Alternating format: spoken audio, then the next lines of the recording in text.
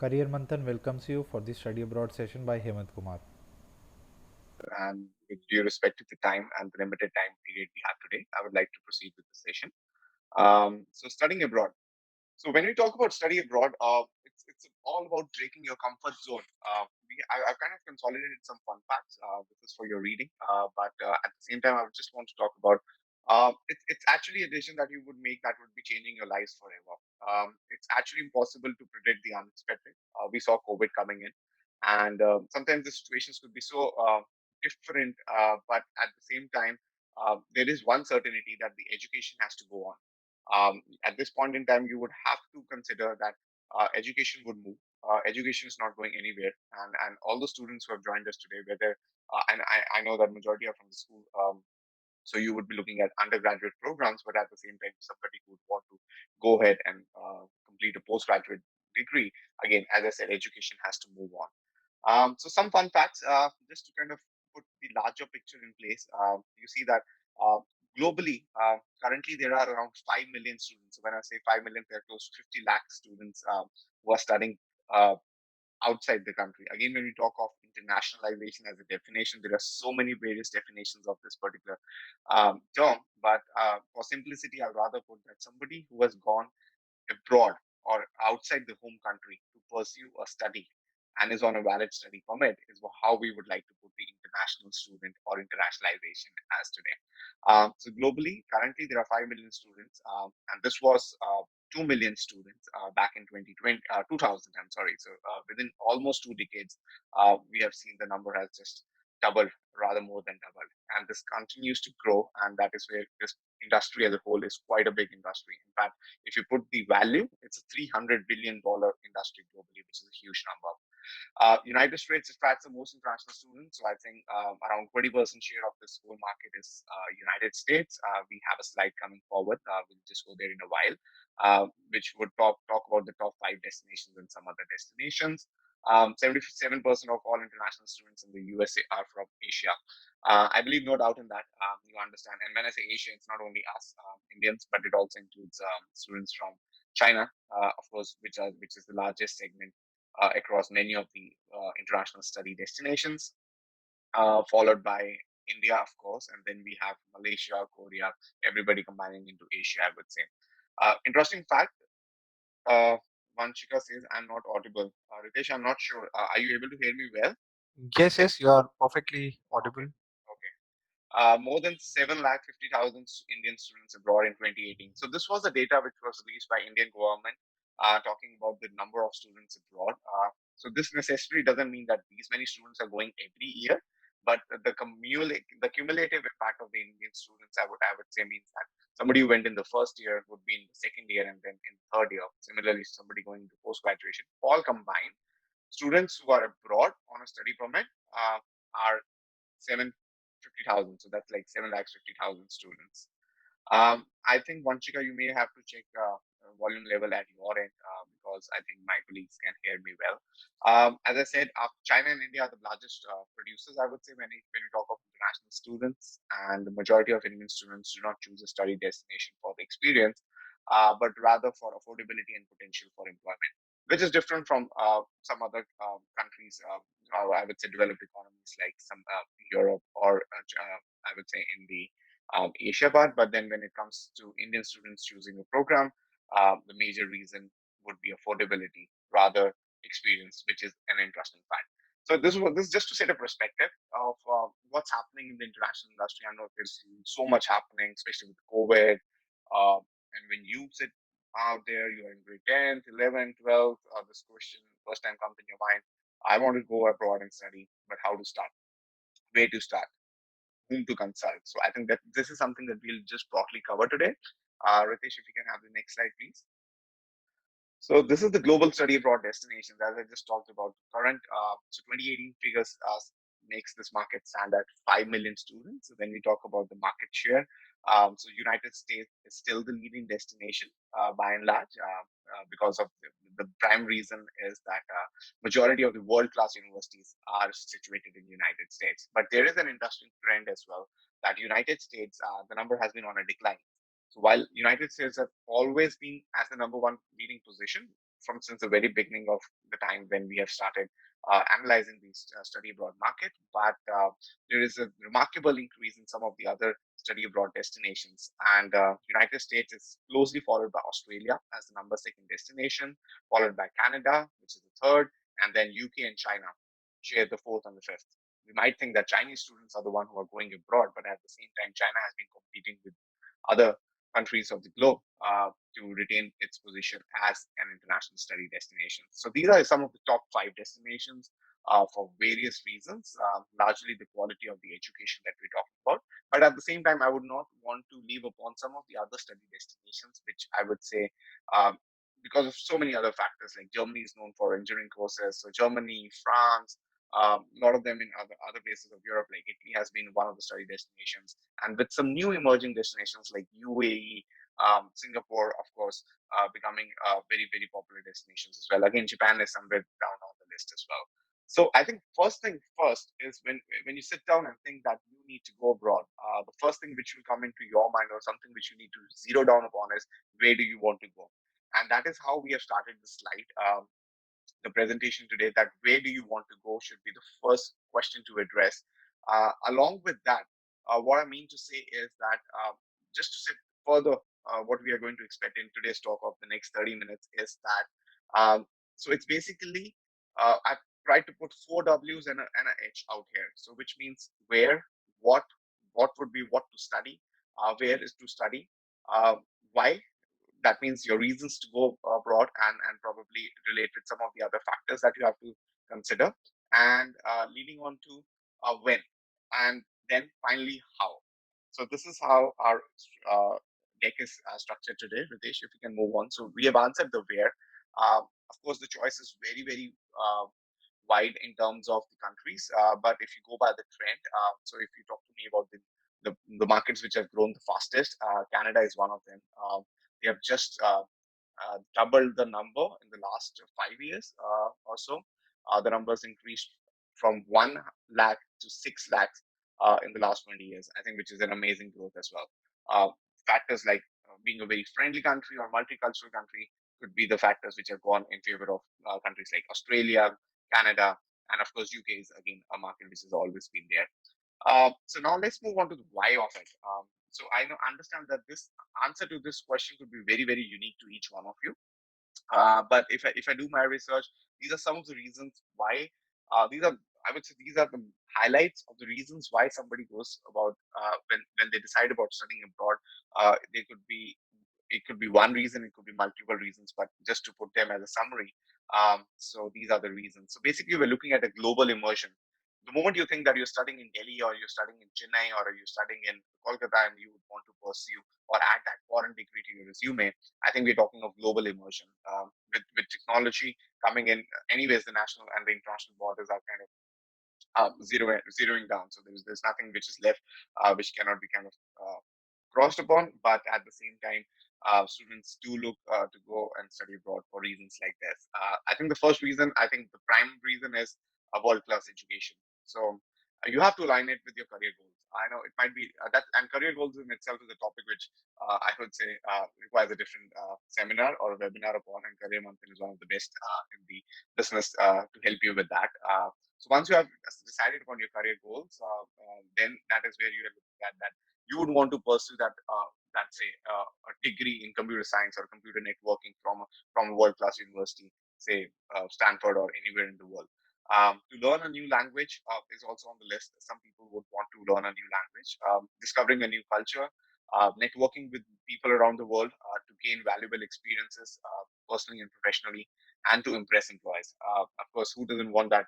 A University of Sydney or any other, I would say, National University of Singapore degree on your resume before you hit the career, professional career, I would say. So I think these are some of the reasons when you sit down and think and discuss it with your family, you need to be very clear what's your main objective. And accordingly, you move ahead. Ritesh, next slide, please. We also figured out a survey, which is on the next slide. Yes. So this one talks about alumni survey. So this is a by and large, what we see and observe in study abroad is that you'll find very high numbers in terms of the satisfaction levels, whether it's in terms of the expectations versus the reality, or whether it's fulfillment of the career goals. This slide talks about certain numbers. So 96% feel that it helped in increasing their self-confidence. It also talks about better understanding of their cultural values, of their own cultural values. So sometimes when we are in India, while we are in a particular culture, but we don't really realize the value. But once we go abroad, we tend to miss our home country, and that is where, with the community getting put together, we learn to celebrate different things which we would not have done in India. Studying abroad served as a catalyst for increased maturity. Of course, it just pushes you ahead in life. So that is something which career studying abroad would bring you upon. So just simply, and a couple of other factors like education experience and acquiring some skills, as I said, which help you in your career path. So these reasons should be very, very. I know these reasons could change, but objectively, you need to have certain goals that you are chasing, which you think your study abroad will help you achieve. Moving ahead, Ritesh. So what we have done is we've kind of got another slide which talks about the factors now. So when we say we're talking of why studying abroad. So this would help us to decide upon various factors. So before we decide upon the where, which could be one of those countries that you would want to go, but universally or globally, I would say there would be certain factors which are common in deciding upon the studying abroad destination and going about your whole journey. Tuition fees, as I said, affordability comes right at the top, followed by career support at the university, because it's a huge investment, right? So you are always looking at return on investment, which would be probably coming through career support at the university and the support the university or the institution provides in helping you land your first job. Quality of the teaching, that is something that we talk about the global immersion. University's reputation, of course, rankings in itself play a huge role in deciding upon where to go. Then student experiences, university's research level, university's reputation among employers, etc. Social life, diversity of students and stuff. So these are factors which are in the decreasing order. So certainly some of the factors at the top could have more weightage when you go about and decide upon the final destination and the programs that you may would want to pursue. So by now we have covered where, as I said, one of those destinations which are popular or maybe a new emerging destination, and why. So this why would be very important, and I kind of can't really re-emphasize enough that that is I understand. I've been through that journey. That deciding factors could play a very, very important role in which the program option would come across as well. Your career goals have to be clear. So I think that's the first phase, and that's why career month and the consulting brain are kind of your perfect partners to help you with this. And we have the certainly the experience, we have the expertise, we have the career experts to help you with this. And I've just touched based on the first factor, or rather two factors. I think one is the livability, one is the cost factor. Since cost is that critical or paramount factor, so I've just got a slide which ranks. So you people can take a screenshot of it if you want, and you may want to look at it at later stage. Uh, so this is the ranking, but it's just it's in an ascending order. What it means is that when we talk of cost of education, basically it would include two kind of costs. One, which is the tuition fee that you would be paying, and second would be the cost of living. So you will be spending an year, anything between 1 year to 4 years abroad studying, which would mean that there would be an annual cost of living, which comes from your monthly cost of living. So this combined gives you a total cost. So this slide shows some of the top destinations, but it doesn't mean that Australia is number one or it's the cheapest. It's the opposite. So Australia comes as one of the most expensive places to go, followed by Singapore. And when we come down, we see that Canada and Hong Kong are one of the most affordable places because, and there is a technically a reason for that. Basically, Canadian dollar is weaker. The currency is weaker than a US dollar or a pound, right? So that really results because basically we need to convert our Indian money into one of these foreign currencies. That's where our partners, which are again there are dedicated bank channels like HDFC who are partnered with us, and they will help you go across this path. But just to put again things into perspective, the bottom three could be one of the most affordable places, and then top three could be somewhere high on the costing. But it also talks about the quality of the education rank, which I feel with all these countries are more or less around there at the top. So it doesn't really matter much on the quality because all of these have world class universities. Next, and the other factor that we have considered today for your better understanding is would be a livability or a safety factor, which is on the next slide. So before we go move on to the next slide, Hemant, can you answer a question raised by Revati Shukla? how did Okay. you decide you want to study abroad? It's a weird question, matlab undecisive, but still I would like you to just kind of. Yeah. So how do you decide upon studying? Yeah. So this is a kind of an open-ended question, but how I would want to answer is that it has to align with your career goals. If you think that you have that thing which has been bringing in your mind that um, you really get fascinated by being in a foreign country and you would want to pursue a program where you feel that you have a lot of with people from different cultures, diversity. If you're seeking diversity in something that you would want to study, and again, if you're thinking of a career which is leading you to land a job and you want to work abroad, I think this would be the first step. So there will be various factors. I think that is where I talked about the factors which would play in that why of the career abroad or study abroad thing. So this is what I want to. And I in think we, fact, yeah, yeah, so sorry. In fact, Arush Verma also have a question on the scholarship payment. So, yeah. how So can one get the scholarship in the good university, and what are the criteria? If you can So highlight that. scholarships, of course, financial, and we have a slightly. I've covered that point slightly in the end, especially. So I'll just kind of put that up right here. With COVID-19, of course, scholarships and financial assistance play a major role when we talk about studying abroad, because obviously the fees is very something which is different from India. Of course, it's much higher than what we would end up paying in India. But if you plan your studies well, scholarship. Firstly, I would want to put that one thing in mind. Scholarship would largely be dependent upon your academics as the primary factor. So you need to ensure that you are working hard for grades in your school because these will be lifelong grades. And at any stage that you go and you apply for scholarship, they are certainly going to look at your grades to determine whether you are a potential student for a scholarship. But at the same time, some other factors related to your extracurriculars, which could be sports, a project that you have done, there could be some more funding available. But again, it varies. But a point that I've covered interestingly is that effect as an impact of COVID-19 you can Mhm. expect more scholarships to happen now because soon it's going to become a buyer's market. Uh, So again, it varies from university to university. Just long story short, it varies from university to university. And when we sit down with you and discuss upon the career options or the universities and we shortlist them to you, if scholarship is that big a consideration, then we work along with your profile to help you build your profile. At the same time, choose universities which traditionally have been offering more scholarships than some other universities. so, if I talk about the scholarship, so that probably one can decide in the one-on-one discussion, right? That Yeah, what that sort of. that would come as a result. Yes. Yeah. As I said, today we are doing a high level overview of studying abroad. As I said, that's the tip of the iceberg. Of course, a follow up of this should be a one to one counseling with us, wherein we help you decide that destination, probably answer your Q and A's one to one, and scholarships, of course, would be a part of that. Great, great, thank you. So, So this is the other factor because again, time is becoming very unpredictable. Safety is the first thing which would be of paramount importance in terms of especially the parents. Everybody wants their child to be secured, and sometimes you don't want to end up in a country which has a great world class education, but then they do not offer that kind of satisfaction in terms of safety or I would say diversity or the tolerance level of these countries towards international students. So we do hear racist attacks here and there, which are very unfortunate. And that is why, personally speaking, somebody asked me in the questions, as my personal experience. That is why surveys like this really come to our help, wherein we see countries rank in terms of their satisfaction index.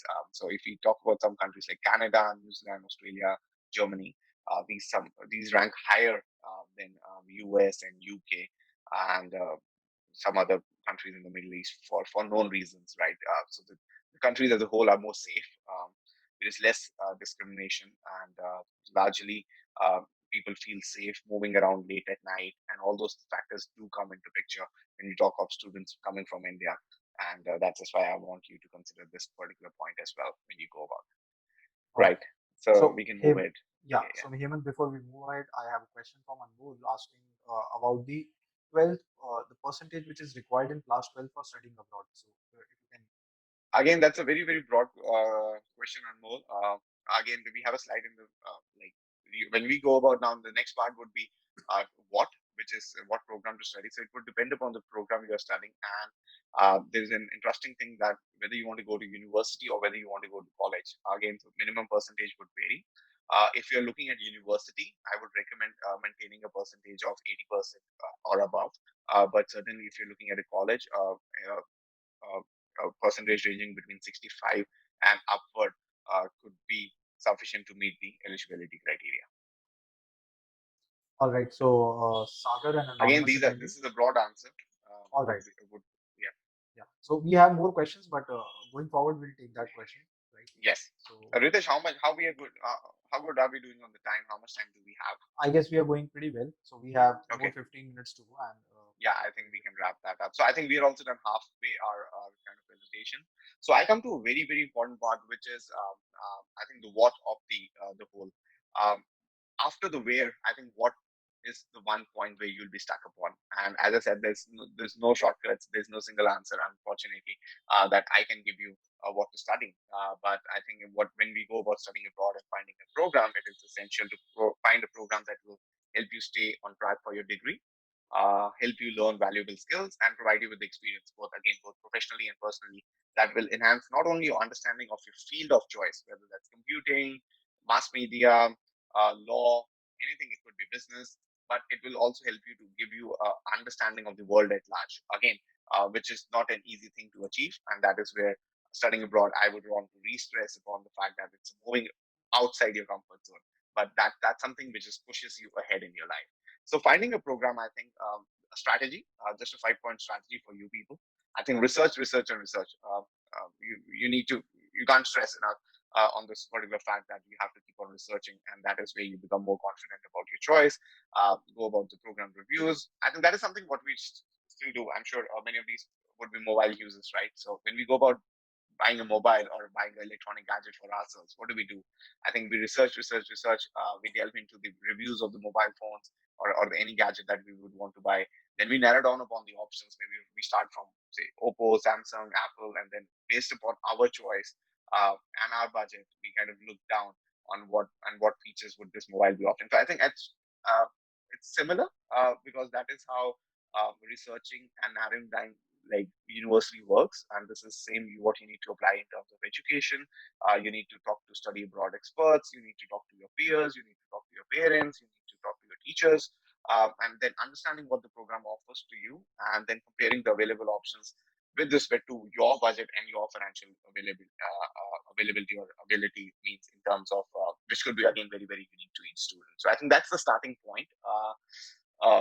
It's a Herculean task, but again, the tip here is that you need to start early. Even if you're in grade 9th, 10th, 11th, 12th, you're not late.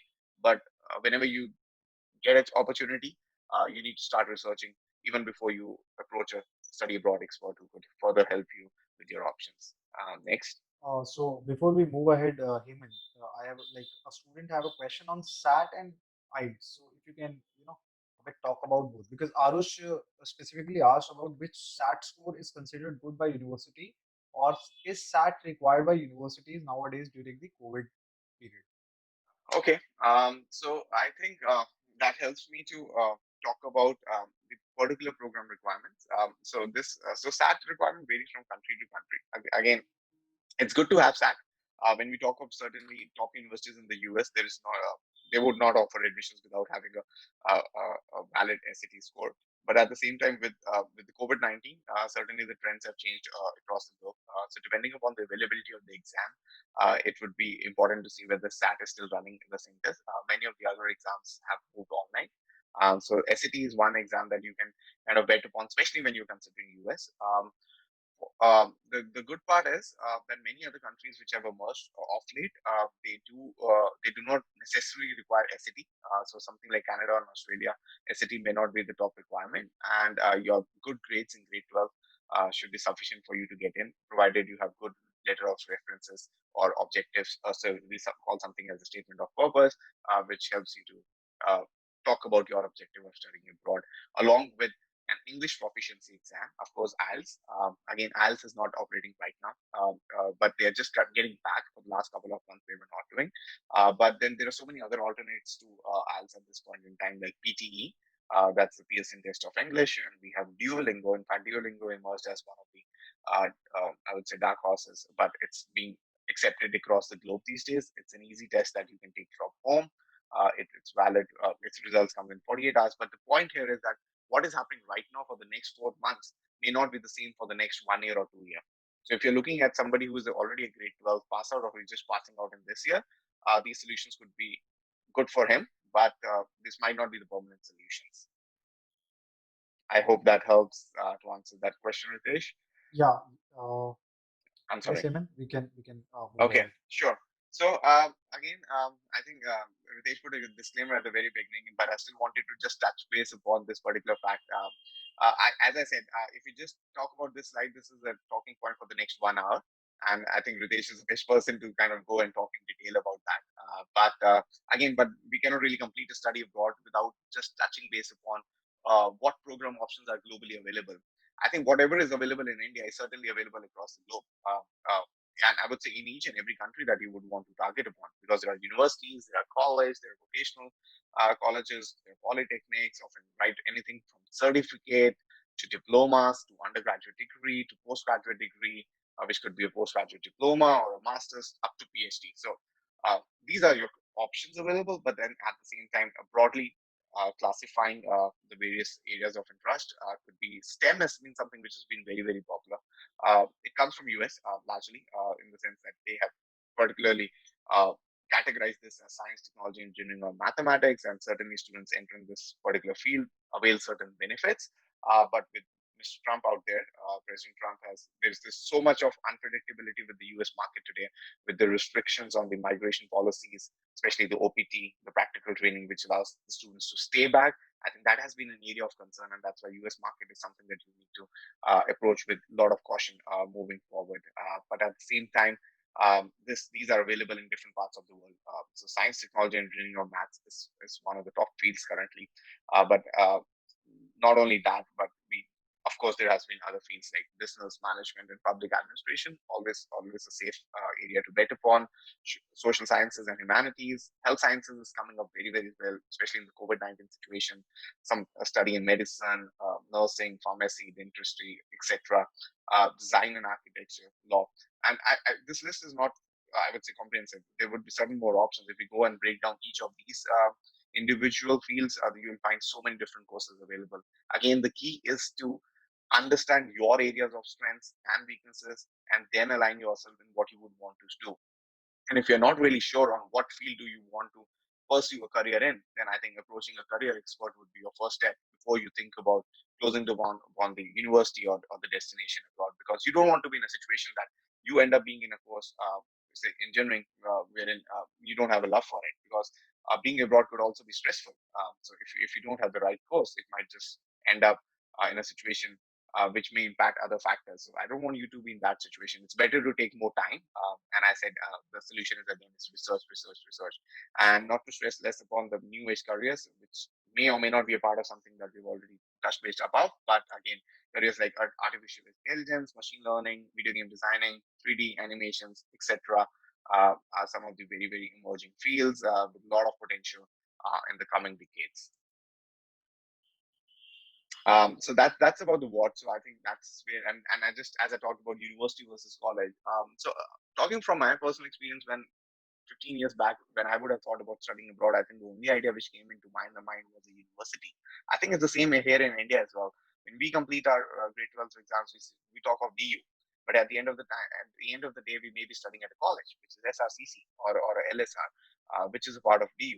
So again, the choices here, it doesn't really. Again, these I would say it does matter, but both are good options. But there are significant differences to be considered. Mostly universities would be more of something which would be aligned with research and having faculties which are coming from a very, very research like intensive research background. The class sizes, you can expect class sizes to be bigger, but if you're looking at a personalized attention and if you're looking at something which is more vocational and makes you job ready, that's where college comes into picture. One key difference is that whether in India, whether it's university or college, the duration of the study is almost the same. Say if it's 4 year undergraduate degree, it will be 4 year undergraduate degree.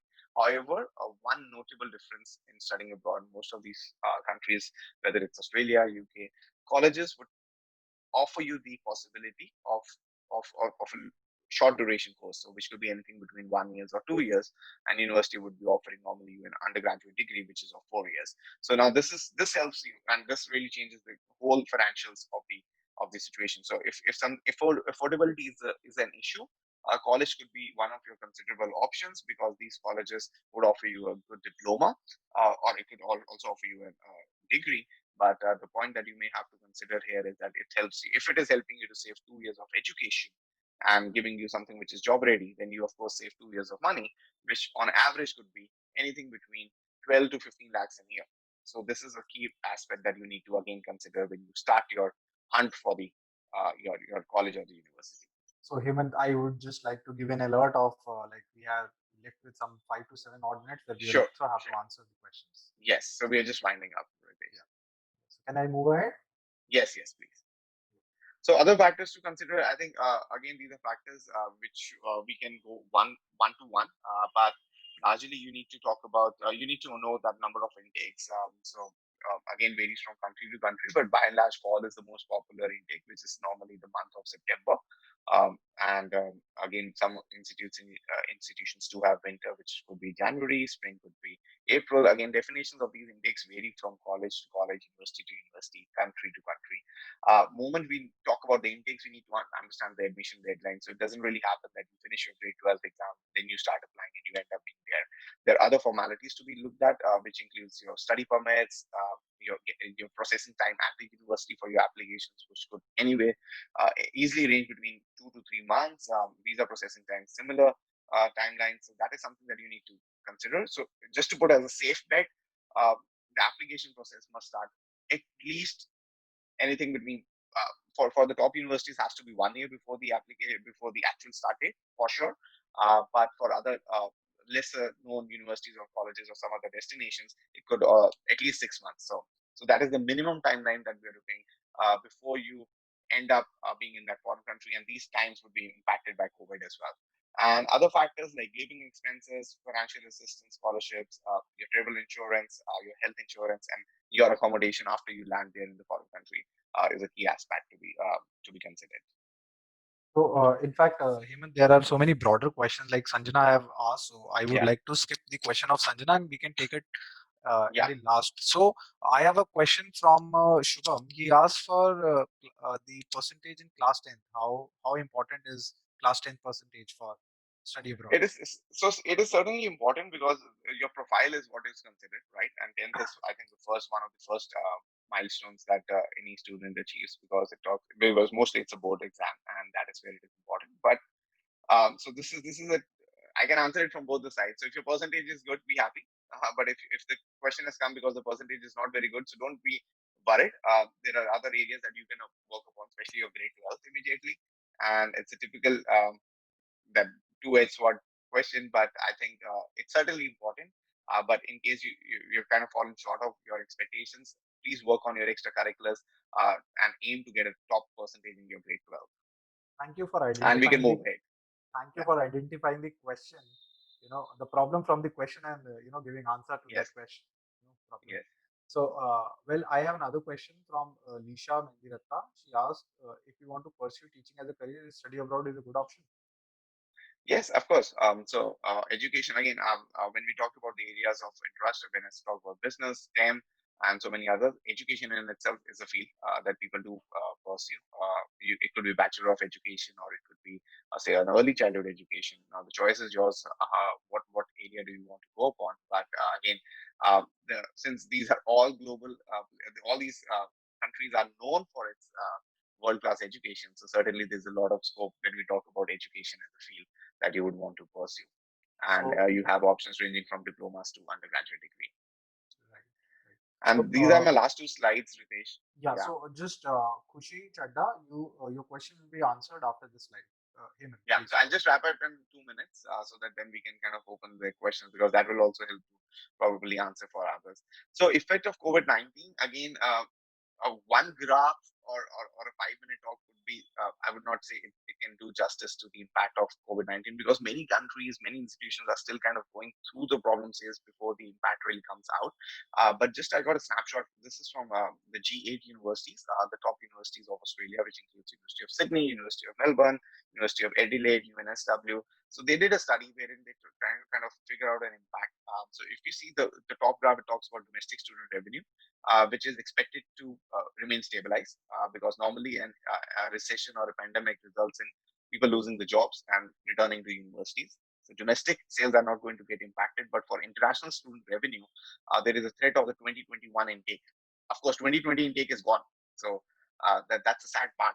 But if 2021 intake remains, then the impact is slightly less than if 2021 there is no intake. Then that's a huge hit in terms of the billion, the revenue loss that, and we're talking of a revenue loss anything between say $4 to $7 billion. And now this is for Australia. If we can kind of accumulate across the globe, we are looking at huge numbers getting hit, which would result. And what would it mean for you is on the next slide.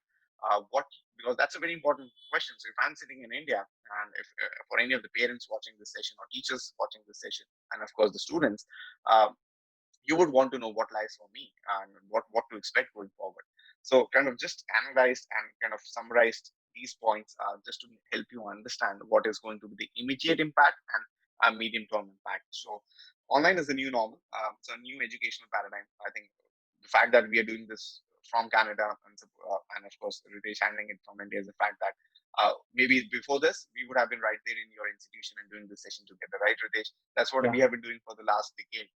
But fortunately or unfortunately, this is the new normal, and that is where institutions which were better prepared have come up there. And just to quickly run through it, opportunity to gain admission to a far back, better ranked business school. So again, talking about that question which came whether 10th would matter that much, I think it's a great opportunity, because soon this market is going to become a buyer's market, at least for the near term, depending upon how long the COVID stays. So the top ranking institutions may not receive the same number of applications, which means if you were looking at a tier two, you can really push and aspire for tier one. And somebody who was looking at tier one could be going up in the top 10. So that's an advantage which everybody, and that's an opportunity. This opportunity does not come easily. I think it's once in a decade or a 2 decades opportunities where you have opportunity to get admission in a far better ranked business school. Deferred admissions is becoming a norm for students who are. But my suggestion here is that secure admission. If you're not sure of traveling, you can always defer an admission because institutions are very, very flexible. You can expect some more financial support in terms of say, reducing of the tuition fee or providing you some more monetary benefits from the institutions, whether that's through scholarships or some other. Because I saw a college or university advertising that your stay for the next 3 months or your quarantine would be on us. So these are some of the innovative solutions that the universities are coming up. Again, temporary solutions, but yes, certainly you can expect some financial aids in terms of from the government as well. Let's talk about Canada. So Canada is offering up to $2,000 per month, which is around 1 lakh rupees to its students who have lost a job because of the pandemic. It's a temporary solution, but again, that's good amount of money for you to survive here. So if you end up being a good country, that is something that will benefit you in terms of. So again, that's coming back to my first slide. So key factors in deciding on a way to go, you need to consider a lot of factors that how stable that country is and how welcoming they are for the international students. And lastly, to just sum it up, international student market will become a buyer's market. So I think that's a good news. As I said, once in a decade opportunity, at least for you people to kind of target and go ahead. So that's it from me. We certainly open it to Q and A's Yeah. So again. before you jump on the Q&A, there is a question from CRPF school, Rohini. Please tell that if you haven't taken IT in 12th, is Yes. there still a scope for us in IT abroad if they want to pursue? If I can understand from question, student Yeah. Of course. have IT as a subject in the 11th and 12th, but the student Yes. want to pursue his graduation in IT field. So is it possible Of abroad? course. Yeah. That's a direct correlation. So that should not be a problem. Wonderful. So all right, and then Kushi Chadda had a question. She was asking, how does the extra curriculum which she have obtained by participating somewhere in the competition, how those certificate is going to really work for her in study abroad? admission? I am a firm believer that any effort that you're doing doesn't really go waste. This is where your opportunity of being a profile. So when university receive applications, they receive in thousands, if not lakhs, and that is where having that kind of add on in terms of value addition, in terms of and having a strong extracurricular, really pushes your profile right up there. Because in addition to the academics, having a strong academics coupled with a strong extracurricular, whether that's from the debates or sports or even a small foreign language, learning a foreign language. I think there's so many factors. There are so many ways you can kind of strengthen your profile, or an internship will make you a much more serious candidate, and may also end up in being offered, like you could end up getting more scholarships or any kind of research opportunities as soon as you enter the foreign country. Right. So, thank you, Hemant. In fact, Arush, your question has also been answered because Arush asked, I'm sharing with the other student, being a founder of innovative startup or any innovation helps in getting good university. As Hemant rightly said, that whatever you have done, whatever you have invested in terms of your productive energy, it will eventually help you in your better college admission abroad. Right. So, Yeah, is BMS a good option in accounting? So, can accounting or BMS be a good choice for abroad?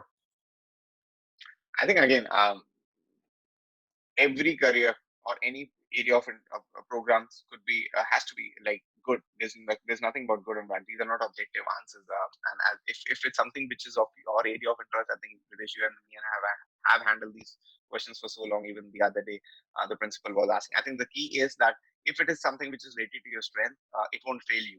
And that is what I would want to really stress upon, because accounting is again the backbone of the economy, right? So each country has economy. So you would certainly have those companies hiring you. This is a tried and trusted profession.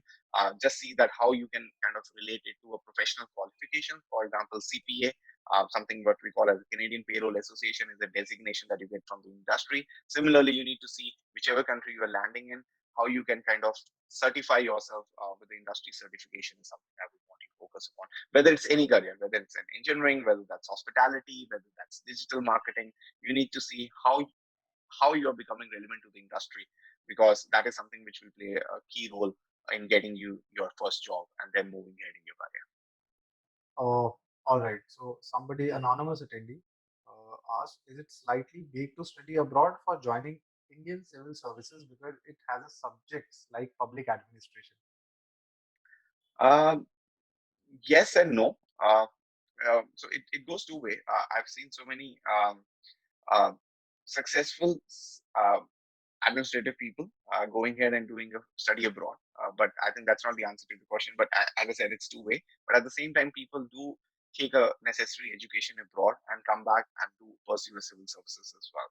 So there's no blocking. But of course, if civil services is something which is your main objective, I would say you need to align it well with the courses and the programs that you will choose. Right, right. So, anything which you would like to highlight, Hemant, on the admission process for the kids who just have appeared for this boards in 2020? So, Okay. how will it work? So as per my knowledge, I think July 1st to 15th is a window wherein the boards are yet to be completed. Am I right? So I think which Yeah, has kind of everybody across the globe, all these leading destinations are aware about the fact that there are pending examinations which have actually delayed the admission cycle. Normally, September would be closed. But you haven't like for students in grade 12, so you haven't missed anything. Anyways, if you were planning to study abroad and would have started now, you would have anyways been eligible for 2021 intake. So I would still want you to keep on focusing on 2021 intake.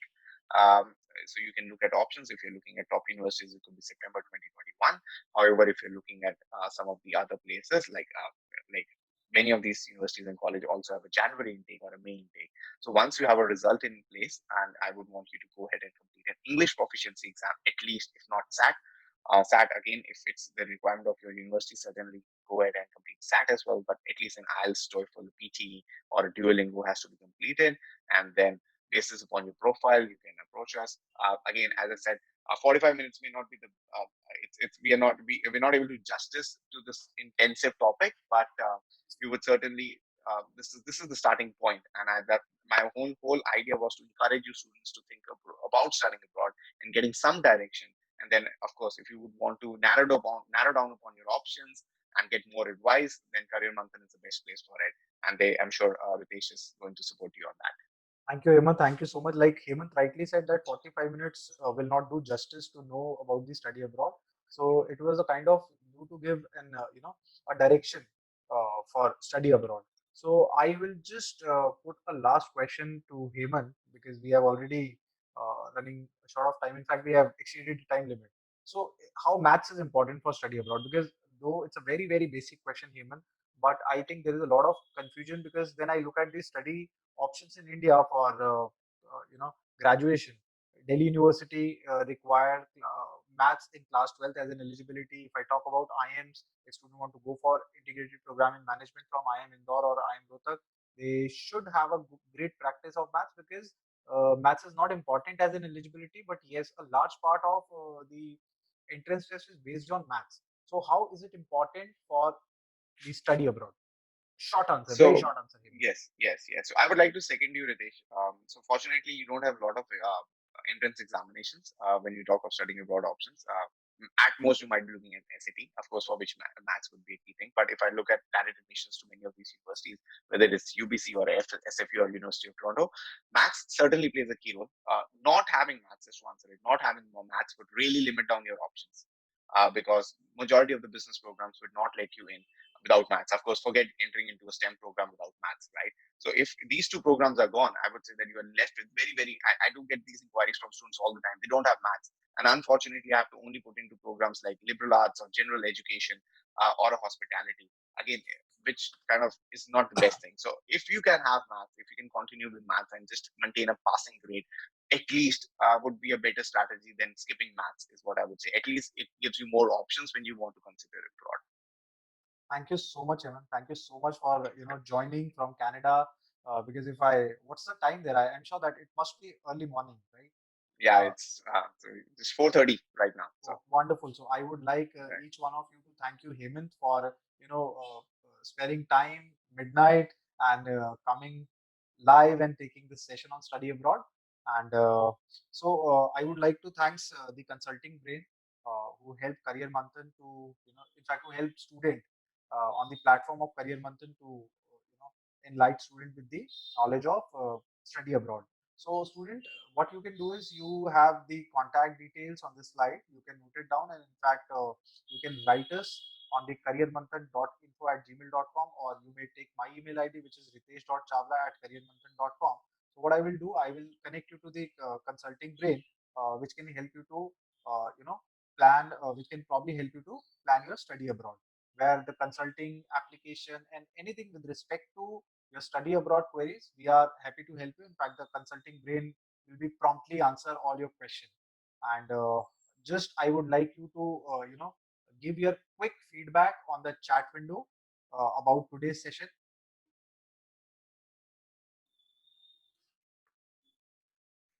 Thank you, everyone. So before we close, because initially we were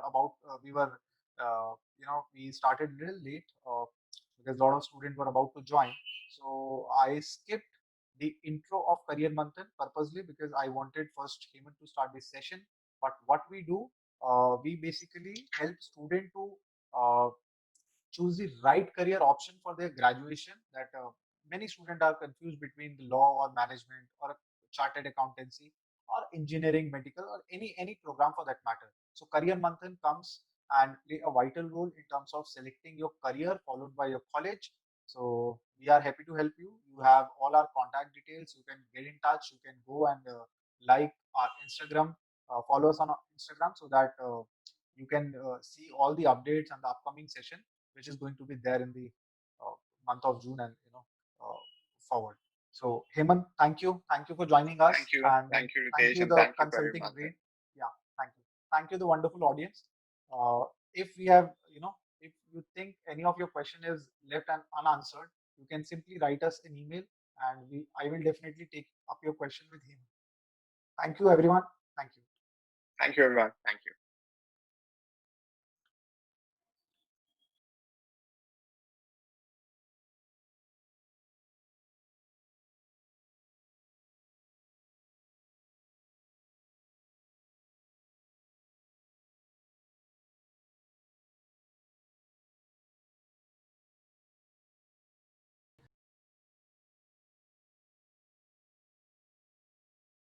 quick feedback on the chat window about today's session.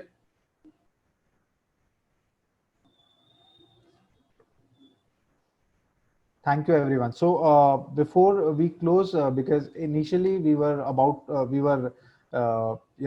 started a little late because a lot of students were about to join.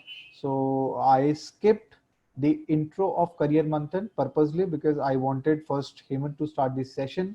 But what we do, we basically help student to uh, choose the right career option for their graduation. That many students are confused between the law or management or a chartered accountancy or engineering, medical, or any program for that matter. So Career Manthan comes and play a vital role in terms of selecting your career followed by your college.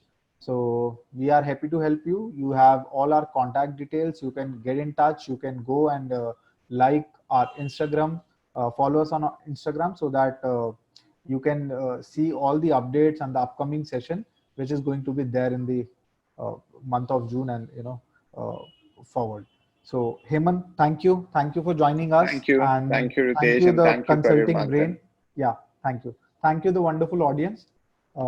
If we have, if you think any of your question is left and unanswered, you can simply write us an email, and we I will definitely take up your question with him. Thank you, everyone. Thank you. Thank you, everyone. Thank you.